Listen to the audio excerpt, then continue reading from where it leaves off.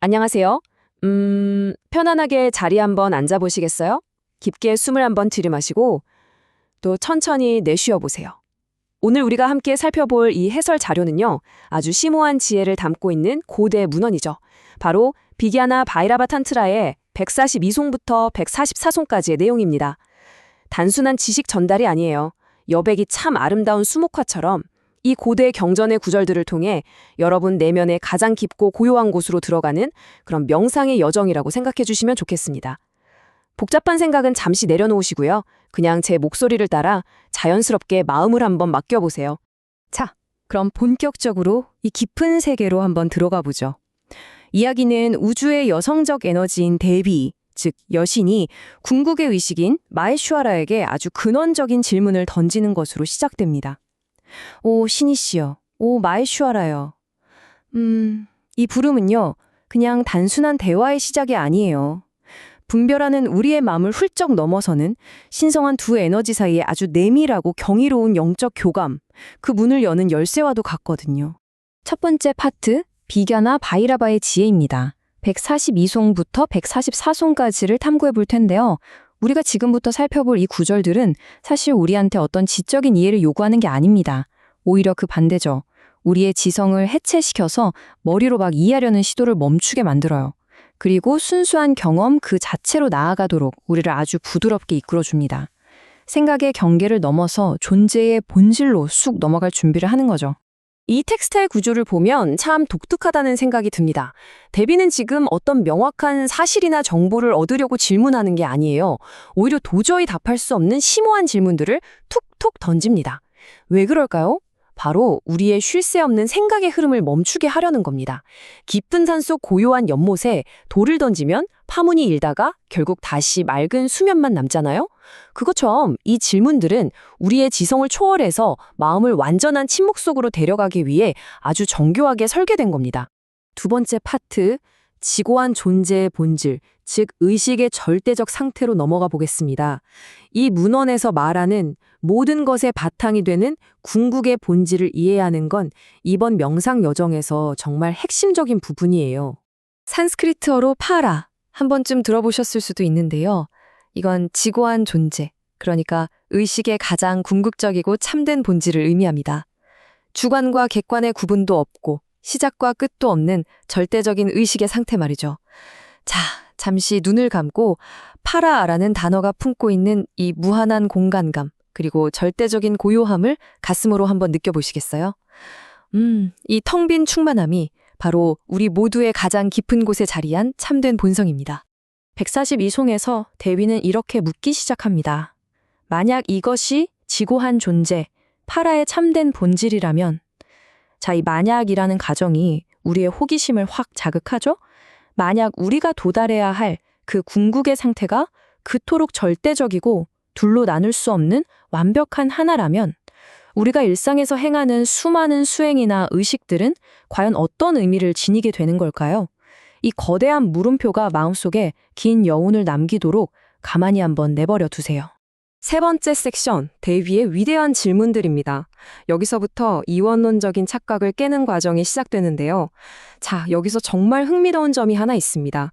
지금부터 대위가 우리의 습관적인 사고방식을 완전히 무너뜨리는 철학적 질문들을 연속으로 던지기 시작하거든요. 우리는 평소에 늘 나라는 주체가 어떤 대상을 향해서 행위를 한다고 믿잖아요. 대위는 바로 그 굳건한 착각의 중심을 향해서 아주 부드러우면서도 예리한 질문들을 던집니다.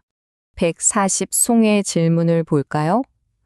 이와 같이 설해진 절대적인 체계 안에서 누가 염송을 하며 염송되는 대상은 누구입니까? 한번 상상해 보세요. 만약 온 우주에 오직 하나의 지고한 의식만이 존재한다면 소리를 내어서 기도하는 나는 도대체 누구고 또 내가 그렇게 간절하게 부르는 그 대상은 또 누구란 말일까요?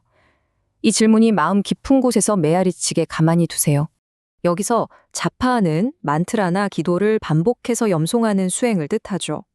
보통 염송을 한다고 하면 기도하는 나와 기도를 받는 대상, 이렇게 두 존재가 반드시 필요하잖아요. 그런데 대비는 이 가장 근원적인 구분에 의문을 제기하고 있는 겁니다. 절대적인 하나됨, 그 완전한 상태 속에서는 부르는 사람도 불려지는 대상도 따로 분리되어 존재할 수가 없으니까요. 이어서 대비는 또 묻습니다.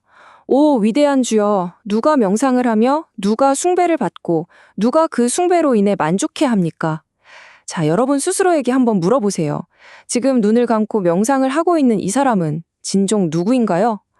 이렇게 천천히 흘러가는 질문들 앞에서는요, 당장 머리로 답을 찾으려고 애쓰지 않으셔도 됩니다. 그저 질문이 만들어내는 그 고요한 틈새에 편안하게 머무르시면 됩니다. 이 구절에 나오는 디아나는 깊은 명상이나 관상을 의미합니다. 대비의 이 질문은 우리를 아주 심오한 진리로 안내해줘요. 궁극의 상태에 이르면요, 명상하는 사람, 명상이라는 행위, 그 자체, 그리고 명상의 대상 사이의 경계가 스르륵 흐려지다가 마침내 완전히 녹아내리게 된다는 거죠. 그 모든 것이 결국 하나의 의식 안에서 일어나는 신성한 작용일 뿐이라는 겁니다. 이제 144송으로 넘어가면서 질문은 훨씬 더 깊어집니다. 불의 제사는 누구를 위해 바쳐지는 것이며 제식은 누구의 것입니까? 무언가를 바치는 사람도 그걸 받는 사람도 결국 모두가 똑같은 의식의 바다 위에 떠있는 물결이라면 여태껏 밖을 향해 바치던 우리의 그 수많은 전통적인 의식과 제사들은 도대체 어디를 향해야 맞는 걸까요? 외부를 향해 있던 우리의 시선이 아주 부드럽게 내면으로 거두어지는 걸 한번 느껴보세요. 야간은 제식, 곡물 또는 해생제를 뜻하는데요. 무언가를 신에게 바친다는 행위 자체를 다시 한번 돌아보게 만들죠. 주는 사람과 받는 사람 사이의 분리가 더 이상 존재하지 않는 공간? 거기서 진정한 제식이란 과연 무엇일까요? 어쩌면요, 우리가 지금 이 순간 숨을 들이쉬고 내쉬는 걸 알아차리는 것, 바로 그 알아차림 자체가 가장 거룩하고 온전한 제식일지도 모르겠습니다. 그리고 마침내 대비는 이렇게 웃습니다. 그 수행은 무엇이며 또한 어떻게 행해져야 합니까? 어떻게 해야 도달할 수 있는지, 무엇을 해야 깨달을 수 있는지 따지고 묻던 우리 안의 그 분속적인 마음의 마지막 저항마저도 이 압도적인 질문 앞에서 조용히 굴복하고 맙니다. 억지로 답을 찾으려는 마음은 이제 온전히 내려놓으시고요.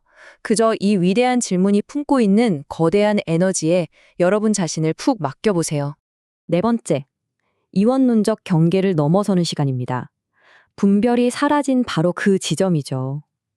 대비가 던진 이 모든 질문들이 결국 우리를 어디로 데려가는지 아시겠나요?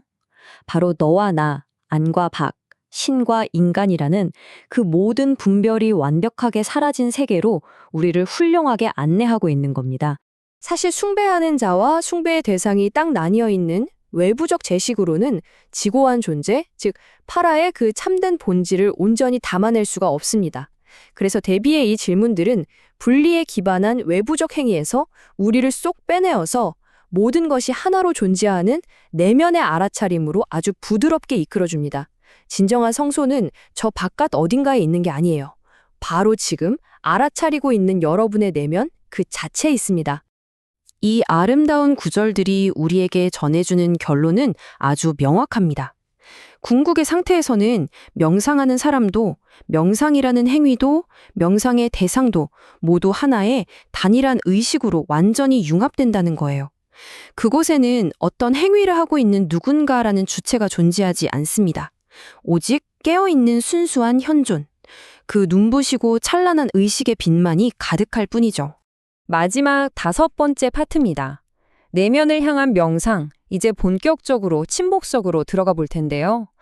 방금까지 나누니 지적인 이해를 훌쩍 넘어서서 실제로 그 깊은 침묵의 공간으로 직접 걸어 들어가 보는 게 이번 해설의 핵심 포인트입니다. 자, 앞서 나누었던 이 지혜의 말씀들을 가슴에 고이 품고 우리 내면의 참나를 향한 명상 실습으로 아주 조용히 들어가 보겠습니다. 자, 척추를 바르게 세우시고요. 가장 편안한 자세로 한번 앉아보세요. 어깨에 들어간 긴장은 툭 내려놓으시고 자연스럽게 오고 가는 여러분의 숨결을 가만히 관찰해 봅니다.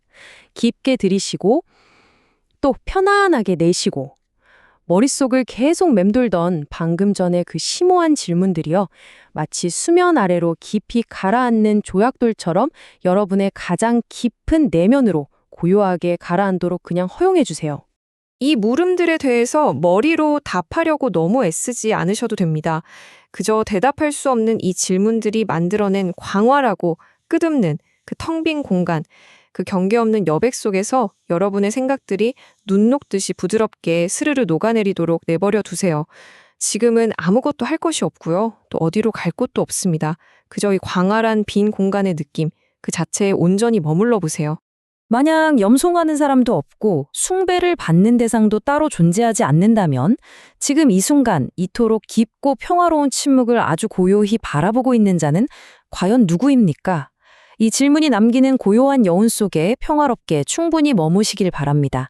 오늘 함께 해주셔서 정말 감사합니다.